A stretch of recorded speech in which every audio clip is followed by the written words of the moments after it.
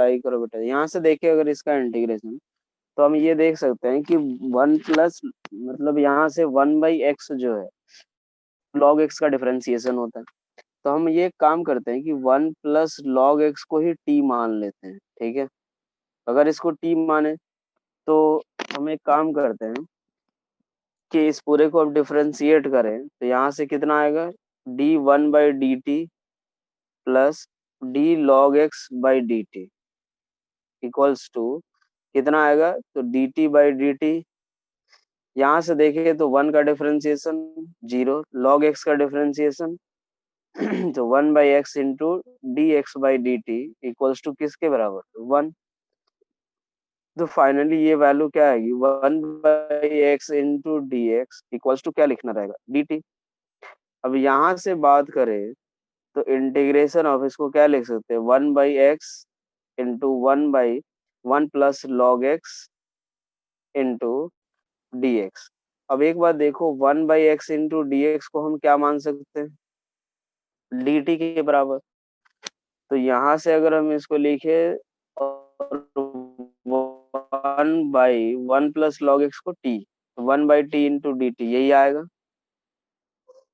अब तो सॉल्व ही कर दिया बेटा, अब देख लो तो ये कितना होता है, वन बाई टी का इंटीग्रेशन कितना होता है, natural log T plus C. तो बस यहाँ से क्या करेंगे, natural log one plus log X plus C के बराबर। क्लियर हुआ ये चीज, कितने लोगों का सही था,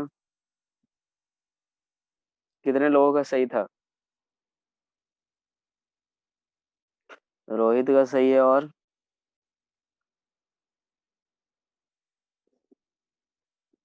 रोहित का सही है, और ले लक्ष्य एक बार देखो मैंने क्या किया, वन प्लस लॉग एक्स को टी मान लिया, ठीक है। वन प्लस लॉग एक्स को टी मानेंगे तो D one by D T plus D log X by D T equals to D T by D T one आएगा। वन का डिफरेंशिएशन तो जीरो हो जाएगा, लॉग एक्स का one by X into D X by D T. तो finally यहाँ से one by X D X को हमने डी टी लिख दिया। अब यहाँ से देखते हैं तो इस पूरे को मल्टी अलग अलग मल्टीप्लीकेशन के फॉर्म में ऐसे लिख सकते हैं, ठीक है। तो one by X D X को हमने डी टी लिख दिया और one by one plus log X को टी लिख दिया। तो ये one by T,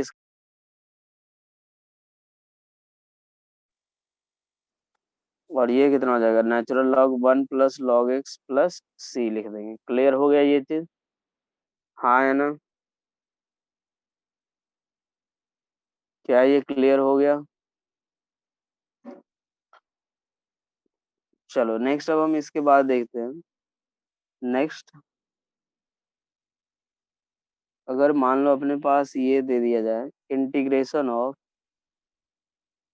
x upon E to the power X square, इसका इंटीग्रेशन करो, X upon E to the power X square, इसका इंटीग्रेशन करो।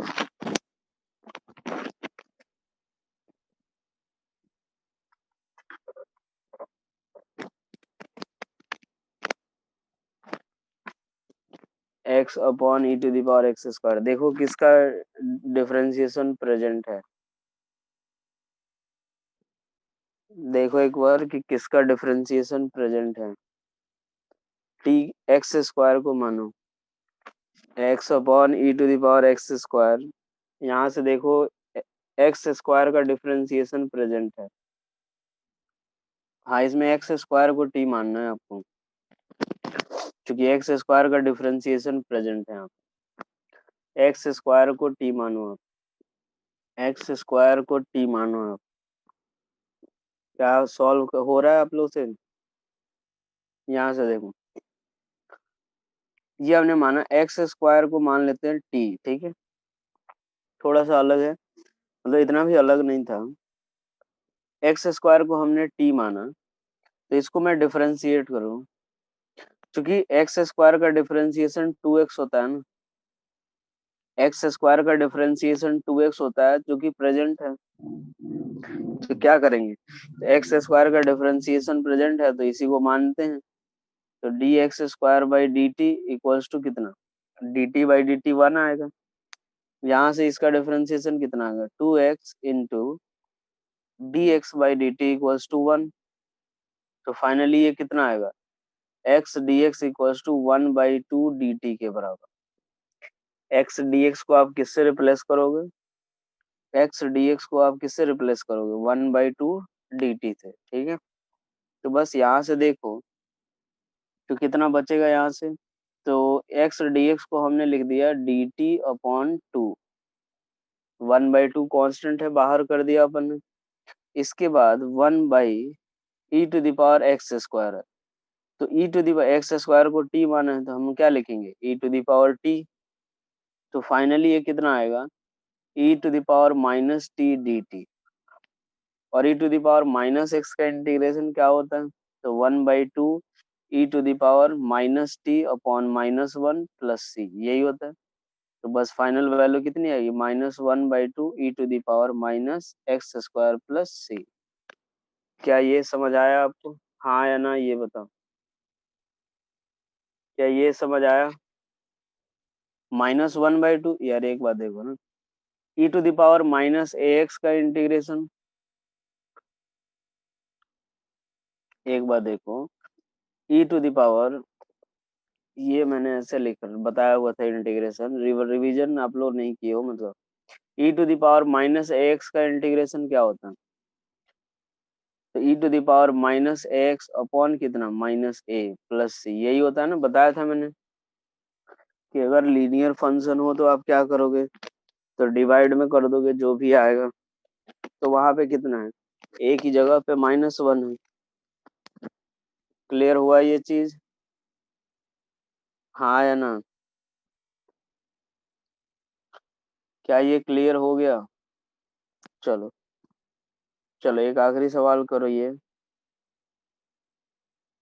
cos√x अपॉन √x, इसको इंटीग्रेट करो। सवाल समझ आया आपको? हाँ या ना? इसमें क्या करना है? cos√x अपॉन √x है। इसमें देखो, आप इस √x को t मान लो। इसमें आप √x को t मान लो एक बार। क्या कुछ दिख रहा है √x को t मानने पे? उसको डिफरेंशिएट करो, वहां से आएगा। चलो देखते हैं अब यहाँ से कि √x को, चलो मान लिया अपन ने, √x को हम लोग क्या ले लेते हैं? t के बराबर, ठीक है। यानी ये क्या होता है √x? यानी ये है क्या कि x की पावर 1/2 इक्वल्स टू हमने क्या लिया है? t। अब एक बात देखो, तो d ऑफ x की पावर अगर 1/2 को मैं t के रिस्पेक्ट में डिफरेंशिएट करूँ तो कितना आएगा? तो 1/2 x की power 1/2 - 1 into dx/dt equals to कितना आएगा? 1, ठीक है। अब एक बात देखो, ये कितना आएगा? 1/2, एक्स की पावर 1/2 - 1 कितना आएगा? तो एक्स की पावर -1/2 dx इक्वल्स टू कितना आएगा? dt। एक्स की पावर -1/2 है, तो मैं इसको क्या लिख सकता हूँ? तो 1/√x लिख सकता हूँ। ये क्या लिख सकता हूँ? एक्स की पावर -1/2 है, इसको क्या लिख सकता हूँ? 1/√x dx इक्वल्स टू कितना? 2 dt। अब एक बात देखो, 1/√x dx इक्वल्स टू मैं क्या लिख रहा हूँ? 2 dt। तो इस पूरे की जगह पे मैं क्या रिप्लेस कर सकता हूँ? 2 dt। तो चलो यार, ये जो ऊपर जो क्वेश्चन दिया हुआ हमें, वो हमारे लिए है क्या? cos√x into 1/√x dx। ये 1/√x dx क्या होगा? बेटा एक बात बताइए, 1/2 है, इधर जाके तो 2 ही होगा ना। तो 1/√x dx को क्या लिखूंगा मैं? 2 dt। तो यहाँ से ये कितना आएगा? √x की जगह cos t, और 1/√x dx को लिखूंगा मैं 2। 2 कांस्टेंट है, बाहर कर दो, 2 dt कितना आ जाएगा? cos t का इंटीग्रेशन, तो sin t प्लस c, तो ये फाइनली कितना आएगा? 2 sin √x प्लस c के बराबर। क्लियर? जो 2-3 लोगों ने आंसर दिया था उनका आंसर करेक्ट है। क्या ये क्लियर हुआ? हाँ या ना?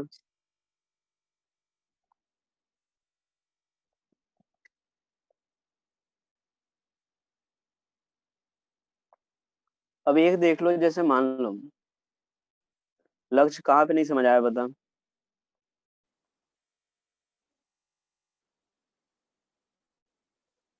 कहाँ पे नहीं नहीं समझ आया।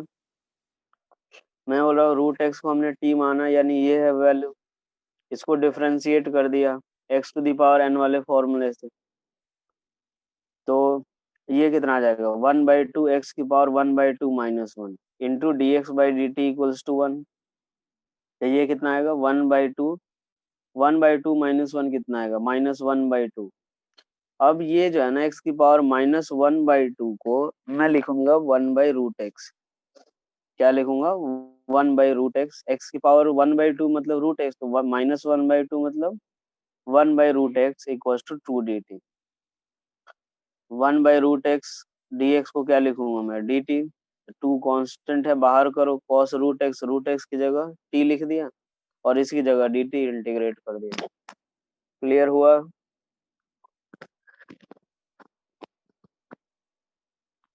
अब एक बात देखो कि यहाँ से अब हमें क्या करना पड़ेगा ना, कि कुछ फॉर्मूले हमें ध्यान रखने हैं, ठीक है। कुछ फॉर्मूले हमें ध्यान रखने हैं, वो फॉर्मूले एक बार देख लो, क्योंकि कभी कभी उसका यूज करके भी आएगा अपना इंटीग्रेशन में।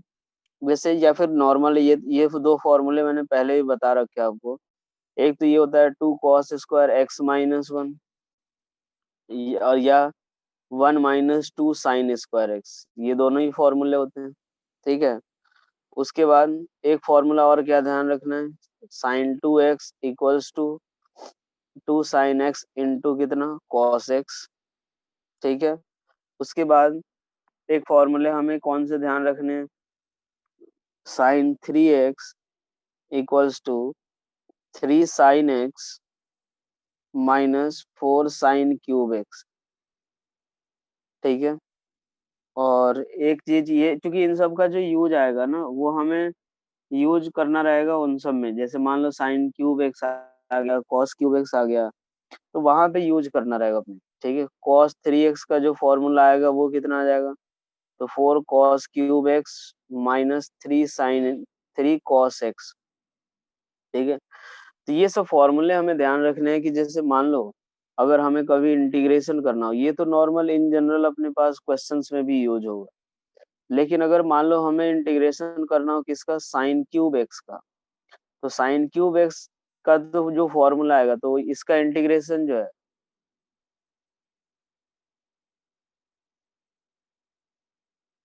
क्या बोल रहे हो तुम, 3 sin x, कहाँ पे,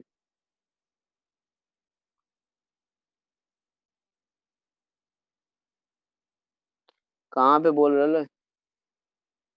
बेटा जो लिखा है वो फॉर्मूला सही है, टेंशन ना लो उसमें। हाँ रिकॉर्डेड तो मिलेगा ही, 4 cos³ x -3 cos x आएगा। फॉर्मूला तो सही है, तुम कहाँ से फॉर्मूला पढ़ लिए हो।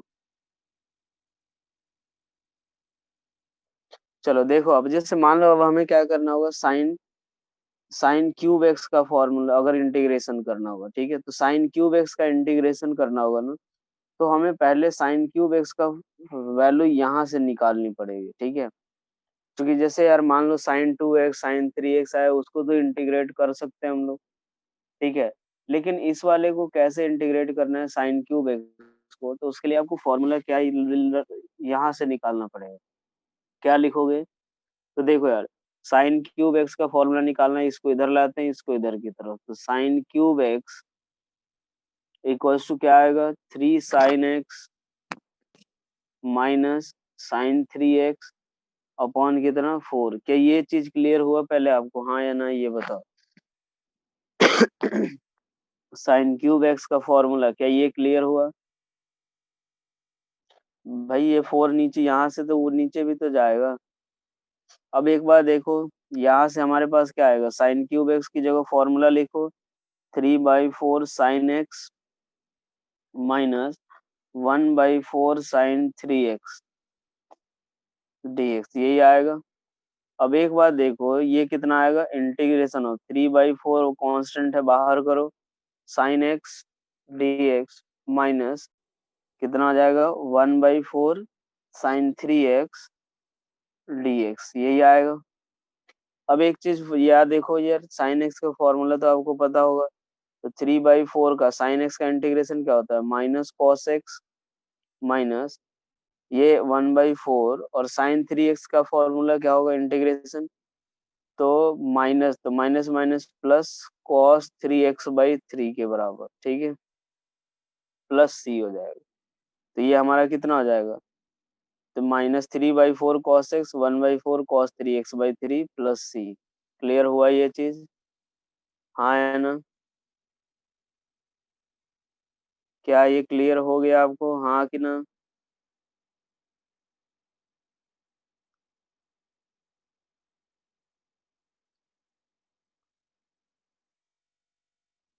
ये समझ आया? माइनस प्लस, बेटा ये जो साइन का फॉर्मूला क्या होता है, माइनस कॉस होता है ना, तो माइनस माइनस प्लस ही तो आएगा।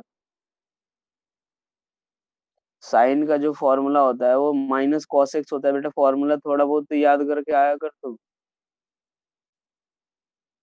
तो साइन का क्या होता है, माइनस कॉस, तो माइनस माइनस कितना हो जाएगा, प्लस ही तो आएगा ये। क्लियर हुआ ये चीज? अब इसी तरीके से आपसे ये पूछा जा सकता है कि कॉस क्यूब एक्स का फॉर्मूला बता दो, ये कॉस क्यूब एक्स का इंटीग्रेशन, तो यहाँ से फॉर्मूला निकालोगे फिर उसका हो जाएगा, ठीक है।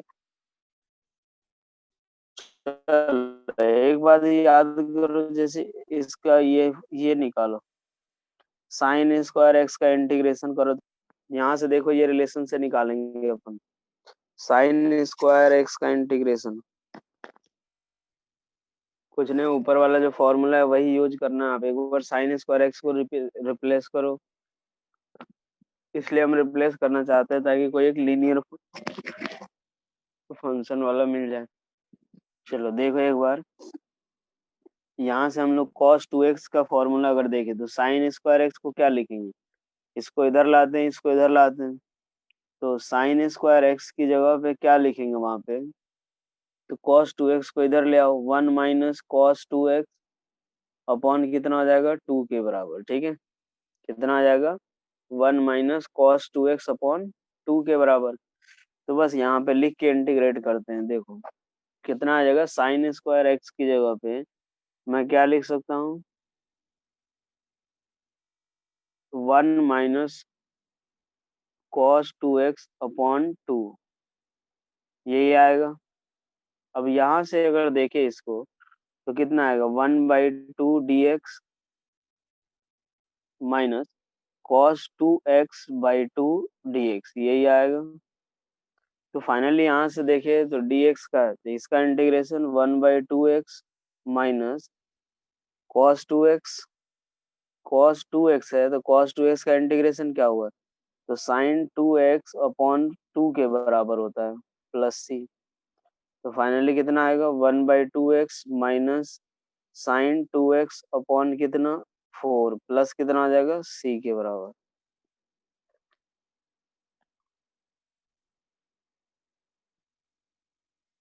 क्लियर हुआ ये चीज, x/2 minus sign cos 2x का क्या हो जाएगा, sin 2x/2। क्या ये समझ आया आपको, हाँ या ना? तो एक बात बता, लक्ष्य तू केवल सुबह उठ करके और चले आता है पढ़ने के लिए, उसी से होगा क्या?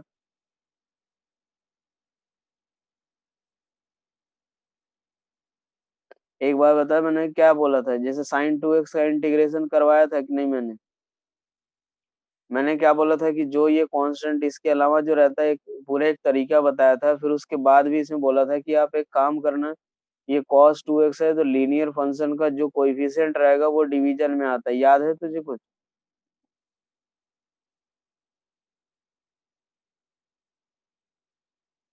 प्लस थोड़ी बहुत तो रिवाइज करके आया कर तू।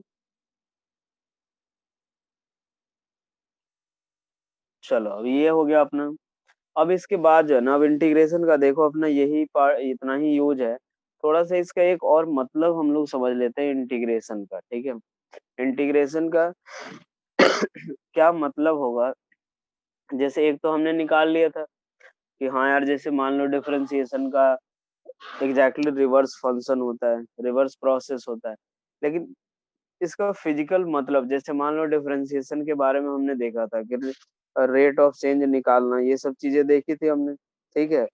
तो अब एक बात देखो, इंटीग्रेशन में क्या रहेगा इसका मतलब, वो चीज देखते हैं। जैसे कोई भी एक फंक्शन दिया हुआ है अपने पास, ठीक है, जैसे वाई और एक्स कोई भी अगर फंक्शन दिया है, ठीक है, कुछ इस तरीके का, अगर मान लो अपने पास ग्राफ वगैरह दे रखा है ऐसा, एक बात ऐसे सोचो, जैसे मान लो हमसे अगर ये बोला जाए कि यार सर इसका ये ऐसा अगर दिया हुआ, ठीक है, मैं अगर ये बोलूँ कि यहाँ से ये वाई है और यहाँ से एक्स है, इसका एरिया निकाल करके दिखाओ, इसका एरिया मान लो एक्स इक्वल्स टू 4 तक और वाई इक्वल्स टू 3 हो गया, ठीक है। अब एक बार सोचो, इसका एरिया हम निकाल सकते हैं कि सर ये रेक्टेंगल है, इसका एरिया कितना होगा, तो बेस इंटू हाइट, यही इसका एरिया होगा। लेकिन अगर मैं बोलूँ कि इसका एरिया निकाल करके दिखाओ, तो इसका एरिया हम कैलकुलेट नहीं कर सकते। इस कर्व के नीचे का एरिया अगर हमें निकालना हो, तो वो हम नहीं निकाल सकते, ठीक है। हमें निकालना होगा तो कैसे करेंगे, तो देखो यार, अब इसमें अगर रेक्टेंगल है तब तो हम डायरेक्ट फॉर्मूला अप्लाई करके निकाल पा रहे हैं, लेकिन अगर कुछ इस तरीके का कर्व है तो हम उसका एरिया कैसे निकालेंगे। तो अब मान के चलते हैं, जैसे मान लो कोई भी, अगर ये वाई एक्सिस हो गया और ये अपना एक्स हो गया, यहाँ दे रखा है वाई इक्वल्स टू, अगर दे रखा है के एक्स स्क्वायर, ठीक है, या वाई इक्वल्स टू ऐसा दे रखा है एक्स स्क्वायर दे रखा है, ठीक है।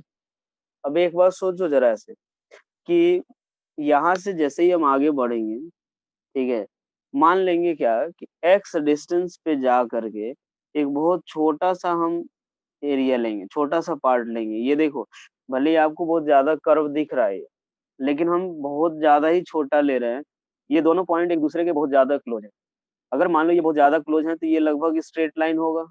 इसका अगर हम एरिया निकालें तो ये कैसा आएगा, अगर ये दोनों पॉइंट अगर एक दूसरे के काफी क्लोज होंगे, तो ये क्या होंगे, ये दोनों एक दूसरे के अगर काफी क्लोज हैं, तो हम ये दोनों, ये लगभग ये रेक्टेंगल ही बनेगा, हाँ या ना, ये बताओ पहले।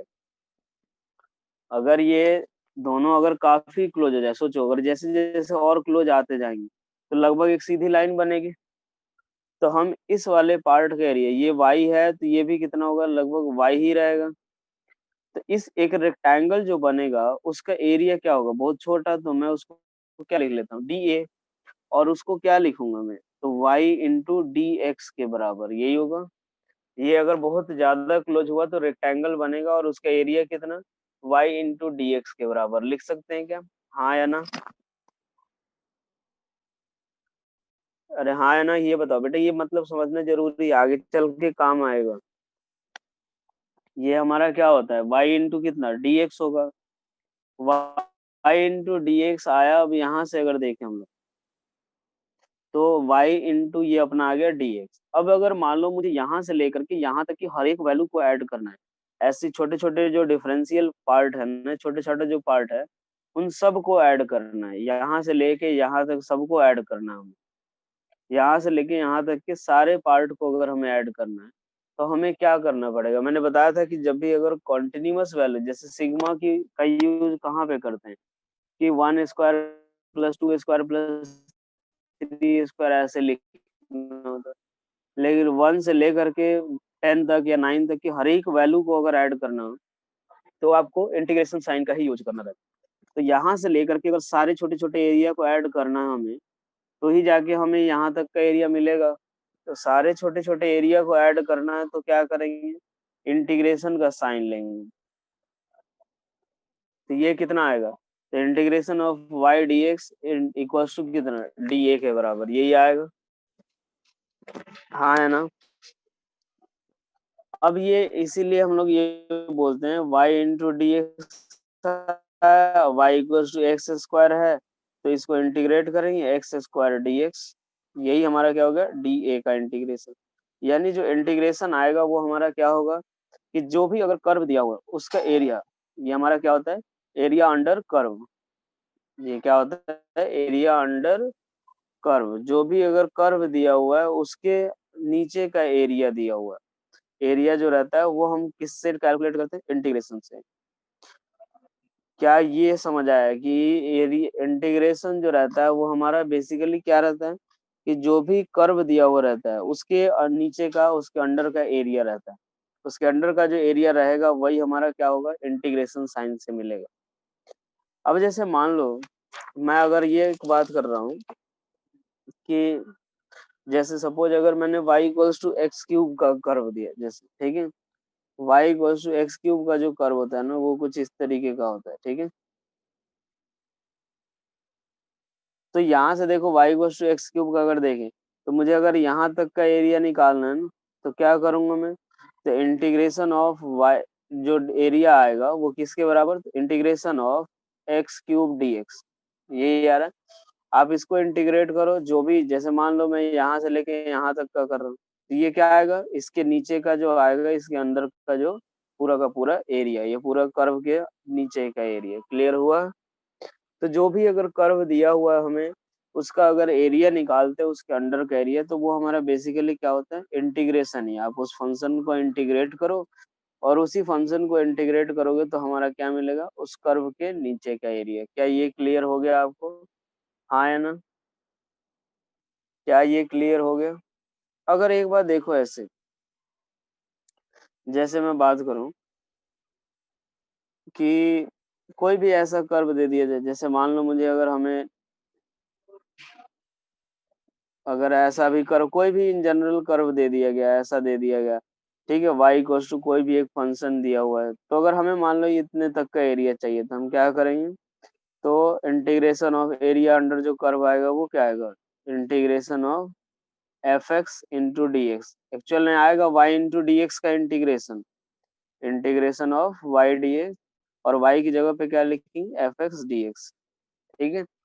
तो बेसिकली जब भी अगर हम लोग इंटीग्रेट कर रहे हैं, यानी हम लोग क्या कर रहे हैं, तो जो भी उसका कर्व बन रहा है उसका अंदर का एरिया, अगर आप साइन एक्स को इंटीग्रेट कर रहे हो, ठीक है, मैं बोल रहा हूँ कि एक बात बताओ, साइन एक्स का इंटीग्रेशन क्या आएगा, तो साइन एक्स का इंटीग्रेशन मतलब क्या होता है कि साइन एक्स का कर्व कुछ ऐसा होता है, साइन एक्स का जब कर्व ड्रॉ करोगे तो कुछ इस तरीके का है, तो ये उसके नीचे का पूरा एरिया, ये पूरा एरिया होता है, ये पूरा आप जहां से जहां तक कैलकुलेट करना चाहते हो उसका, ठीक है।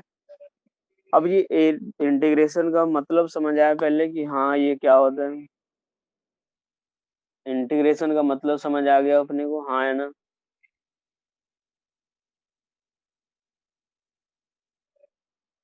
इंटीग्रेशन का मतलब समझ आ गया।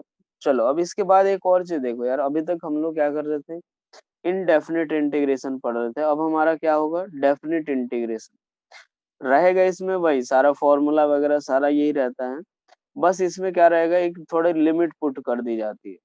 डेफिनेट इंटीग्रेशन में क्या रहेगा, थोड़ा एक लिमिट पुट किया हुआ रहेगा। ये लिमिट का मतलब क्या होता है वो देख, ये लिमिट क्या बताता है अपने को, तो जैसे मान लो अपने पास हमने क्या किया है, जैसे मैं ये इसका एरिया निकालना चाहता हूँ 0 से लेकर के 2 तक, जब मतलब x की वैल्यू 0 से 2 तक जब है, तो उस वहां तक एरिया निकालना चाहता हूँ। तो जब भी मैं इंटीग्रेट करूंगा ना, जैसे डी का इंटीग्रेशन इक्वल्स टू क्या आएगा, एक्स क्यूब डी एक्स, तो ये लिमिट कहाँ से कहाँ तक, 0 से लेकर के 2 तक पुट कर दूंगा, ठीक है। और जब 0 से 2 पुट करूंगा, तो ये हमें बताएगा कि x की आप किस वैल्यू से किस वैल्यू तक के लिए इंटीग्रेट कर रहे हो, किस कहाँ से कहाँ तक के लिए आप एरिया निकालना चाहते हो।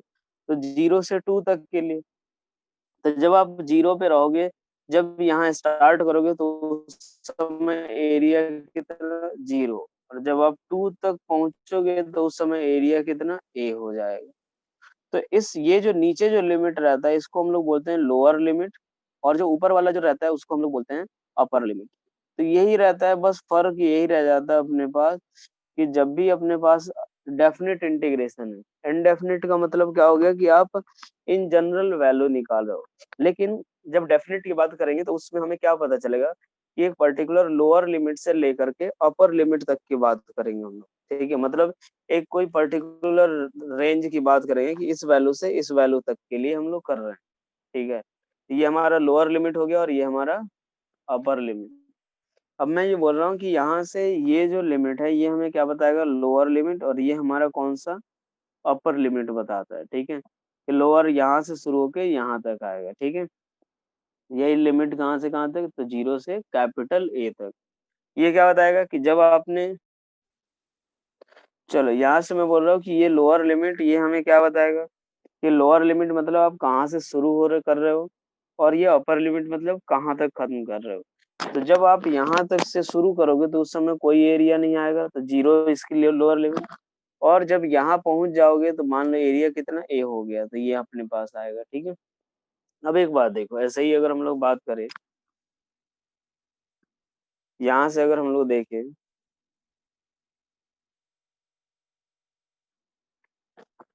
चलो यहाँ से अगर देख रहे हैं हम लोग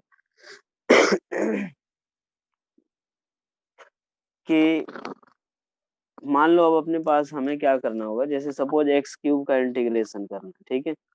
एक्स क्यूब डीएक्स का इंटीग्रेशन करना है 0 से 2 तक, मतलब आप इसका जो एरिया होगा, ये जो कर्व होगा y equals to X cube, उसका एरिया निकालना चाहते हो कहाँ से कहाँ तक के लिए, 0 से 2 तक के लिए।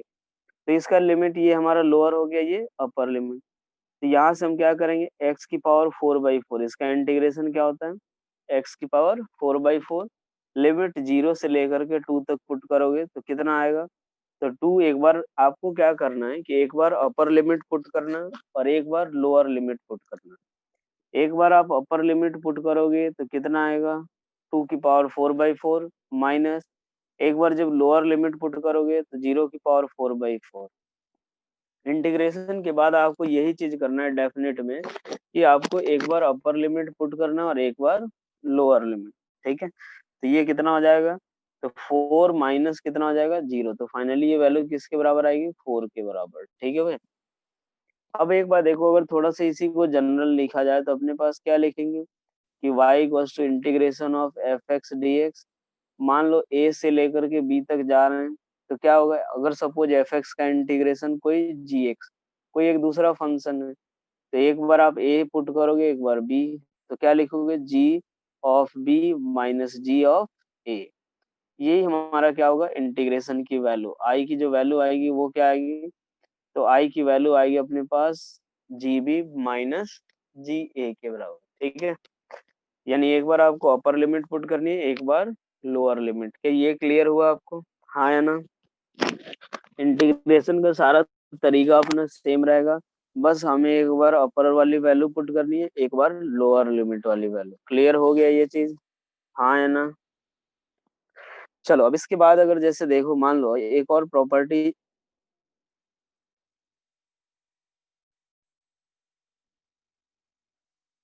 एक और प्रॉपर्टी अगर हम लोग देखें तो क्या आएगा, जैसे मान लो आई इक्वल्स टू अपने पास एफ एक्स आया, और इसका इंटीग्रेशन डी एक्स कहाँ से कहाँ तक, ए से बी तक। अगर मैं माइनस साइन से मल्टीप्लाई करूँ, ठीक है, माइनस साइन से अगर मैं मल्टीप्लाई करूंगा तो उसमें लिमिट चेंज हो जाती है, मतलब लोअर वाली अपर, अपर वाली लोअर। जैसे मान लो सपोज मैं साइन एक्स का इंटीग्रेशन कर रहा हूँ, ठीक है, साइन एक्स का इंटीग्रेशन कहाँ से कहाँ तक मैं कर रहा हूँ, तो 0 से मान लो π/2 तक।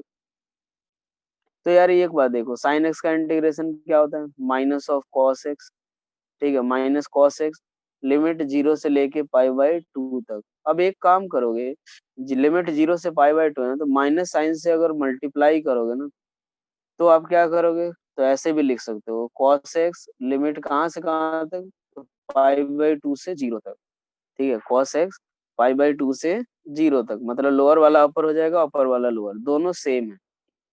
कैसे, तो देखो यार, माइनस ऑफ में अगर लिख रहा हूँ यहाँ पे कॉस एक्स, अगर 0 से लिखता हूँ मैं π/2 तक, तो क्या लिखूंगा, माइनस साइन, ये कितना आएगा, कॉस π/2 माइनस कॉस 0, यही आएगा। इसकी वैल्यू किसके बराबर, कॉस π/2 0 और माइनस कॉस 0 कितना होता है, 1। तो ये माइनस माइनस प्लस 1 हो जाएगा। अगर मैं इससे भी वैल्यू निकालू तो भी सेम ही आएगा। अगर मैंने ऐसा लिखा कॉस एक्स 0 से π/2 तक, तो क्या लिख दूंगा मैं, तो सॉरी π/2 से 0, अगर माइनस साइन से इसकी वैल्यू मैं निकाल रहा हूँ, तो क्या लिखूंगा, कॉस 0 माइनस कॉस π/2। तो कॉस 0 कितना होगा, 1, और कॉस π/2 0, तो ये फाइनली किसके बराबर आएगा, 1 के। तो देखो यार, जो भी अपने पास अगर माइनस साइन से आप अगर आप मल्टीप्लाई कर रहे हो तो क्या होगा, कि जो आपकी लिमिट होगी वो रिवर्स हो जाती है। क्या ये कॉन्सेप्ट क्लियर हुआ आपका, हाँ कि ना। ये समझ आया इसका मतलब कि आप जब भी अगर रहोगे माइनस साइन से मल्टीप्लाई कर रहे हो तो आप लिमिट रिवर्स कर दो। ठीक है, लिमिट जो भी है रिवर्स कर दो। पुलकित क्या हो गया, इतने इमोशनल क्यों हो गए? नहीं समझ आ रहा इसलिए इमोशनल हो गए वो, या देखो। हाँ, आंसर सेम ही आएगा। आंसर जो भी है सेम। तो जैसे देखो, मान लो मैं क्या लिख रहा हूँ कि आई इक्वल्स टू, अगर मान लो ऐसा लिखा हुआ है थोड़ा, अगर फॉर्मूला मतलब इन जनरल लिखना हो तो क्या आएगा, एफ एक्स ए से लेकर के बी तक, इसका इंटीग्रेशन क्या आ गया, मान लो जी एक्स आ गया, जी एक्स आया, और लिमिट कहाँ से कहाँ तक, ए से लेकर के बी तक लिखते हैं। तो मैं इसको क्या लिख सकता हूँ कि माइनस ऑफ जी एक्स, ठीक है, लिमिट कहाँ से कहाँ तक, तो बी से ए तक। तो वही माइनस साइन मैंने मल्टीप्लाई कर दिया, तो लिमिट इनवर्स कर दो, या फिर ऐसे रख दो। माइनस साइन से मल्टीप्लाई करोगे फिर से लिमिट रिवर्स हो जाएगा, अपर वाली लिमिट लोअर हो जाएगी, लोअर वाली लिमिट अपर वाली। इसको अगर सॉल्व करें तो भी क्या आएगा, तो G of B minus ji of A, और अगर इसको भी सॉल्व करें तो क्या आएगा, तो देखो माइनस साइन पूरे के बाहर करो, तो जी ऑफ ए माइनस कितना, जी ऑफ बी, और फाइनली माइनस साइन से जब मल्टीप्लाई करोगे तो क्या मिलेगा, तो G of B minus ji of A. तो जो भी आया सही अपने पास कर लोगे। ठीक है, अब एक बात देखो यार, वैसे अब इन्हीं दोनों का यूज होता है, ठीक है, लेकिन एक और जो है प्रॉपर्टी वो मैं बता देता हूँ,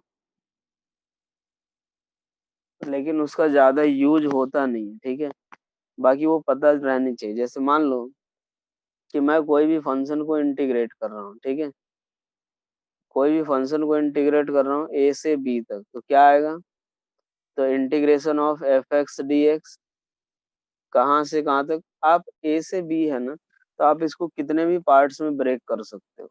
ठीक है, चाहो तो फिर ए से सी प्लस इंटीग्रेशन ऑफ क्या करोगे, एफ एक्स डी एक्स, फिर सी से बी तक। चाहो तो आप इसमें बहुत सारे ब्रेक खुद से कर सकते हो, जैसे ए से सी, सी से डी, डी से बी, लेकिन पहली और आखिरी सारी वो दोनों सेम होनी चाहिए। इससे कोई फर्क नहीं पड़ेगा। कैसे, तो देख लो, जैसे मान लो एक एग्जाम्पल के तौर पे मैं लेता हूँ ना, तब उससे समझ आएगा क्लियर। एक्स डी एक्स का इंटीग्रेशन करना है 1 से लेके मान लो 4 तक, ठीक है, मैं चाहूँ तो इसको ऐसे भी लिख सकता हूँ, एक्स डी एक्स का इंटीग्रेशन 1 से 3 प्लस एक्स का इंटीग्रेशन 3 से 4 तक। दोनों में सेम आएगी वैल्यू। कैसे, एक बार करके मैं दिखाता हूँ। जैसे मान लो मैं लेफ्ट हैंड साइड को अगर सॉल्व करूँ, ठीक है,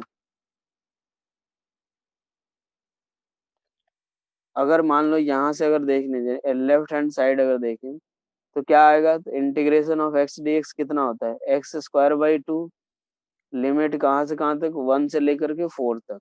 आप क्या करोगे, 4 square by two minus 1 square by two, यही आएगा। अब आप इसको भी सॉल्व करोगे आरएचएस वाले पार्ट को तो भी सेम ही वैल्यू आएगी। तो अगर मैं आरएचएस वाले पार्ट को सॉल्व करूँ तो कितना आएगा, तो देखो यार, यहाँ से अगर देखें तो कितना आएगा, एक्स डी एक्स 1 से 3 प्लस एक्स डी एक्स 3 से 4, ठीक है, इसको इंटीग्रेट करें तो कितना आएगा, x square by two, limit 1 से लेकर के 3 तक, plus x square by two, limit कहाँ से कहाँ तक, 3 से लेकर के 4 तक। अब एक बात देखो यहाँ पे, इसमें क्या करूंगा मैं एक बार, तो 3 का स्क्वायर बाई टू माइनस 1 का स्क्वायर बाई टू, ठीक है, प्लस 4 का स्क्वायर बाई टू माइनस 3 का स्क्वायर बाई टू। अब एक चीज देखो, ये माइनस ये और यहाँ प्लस, जब ये ब्रैकेट ओपन करोगे ये कैंसिल आउट होगा, फिर से क्या बचेगा, 4 स्क्वायर बाई टू माइनस 1 का स्क्वायर बाई टू के बराबर। क्या ये चीज क्लियर हुआ आप? हाँ है ना? क्या ये क्लियर हो गया? तो आप चाहो तो कितने भी पार्ट्स में ब्रेक कर सकते हो, 1 से 2, 2 से 3, 3 से 4, ऐसे 4 बार में ब्रेक करके करो या 5 बार में करो, कितने भी बार में करोगे। क्योंकि दिक्कत ये रहता है यहाँ पे कि इसका अपर और इसका लोअर सेम रहता है, इसका अपर इसका लोअर अगर सेम रहेगा तो वो दोनों एक दूसरे से कैंसिल आउट ही होंगे। तो ऐसे अब 4 पार्ट में ब्रेक करो, 5 में करो या 6 में करो, जितने में भी करोगे सब का सब ब्रेक होता जाए, ये कैंसिल आउट होता जाएगा। बचेगा कौन सा? तो पहला और आखिरी, जो कि पहले इससे भी आएगा। क्या यहाँ तक क्लियर है? हाँ है ना?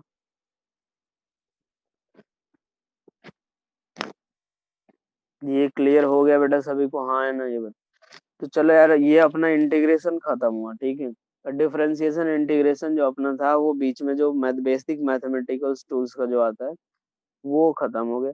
एक बायनोमियल का एक एक छोटा सा कॉन्सेप्ट जो होता है ना, वो यूज होता है, वो मैं आपको बता देता हूँ, ठीक है। बायनोमियल का कि 1 + x⁴ जो n होता है ना, अगर मान लो मॉड x जो हो वो वेरी वेरी लेस देन 1 हो, मॉड x क्या हो?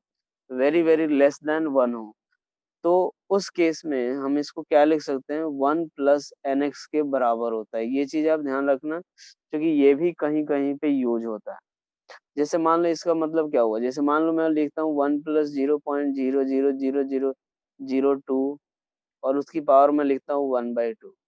तो अब एक बात देखो, ये जो x है वो क्या है? काफी स्मॉल है 1 से, तो इसकी वैल्यू मैं क्या लिख दूंगा डायरेक्ट? तो 1 + 0.02 अपॉन कितना? इंटू 1/2, इंटू कितना आएगा? 1/2। ये 1 + n ये रहा, x ये रहा। तो आप डायरेक्ट ये चीजें कर सकते हो, लेकिन कंडीशन ये होनी चाहिए कि ये जो मॉड x है वो वेरी वेरी लेस देन 1 होना चाहिए। क्या ये चीज क्लियर हुआ? ये एक कॉन्सेप्ट आप बाइनोमियल का यूज होता है कहीं कहीं पे, तो वो चीज आप ध्यान रखना। अगर वही चीज आ जाए, जैसे मान लो 1 - x⁴n है, तो इसको भी क्या लिखेंगे? 1 - nx के बराबर, ठीक है। 1 - x⁴n है तो भी क्या आएगा? 1 - nx के बराबर, ठीक है। क्या ये क्लियर हो गया आपको? हाँ कि ना?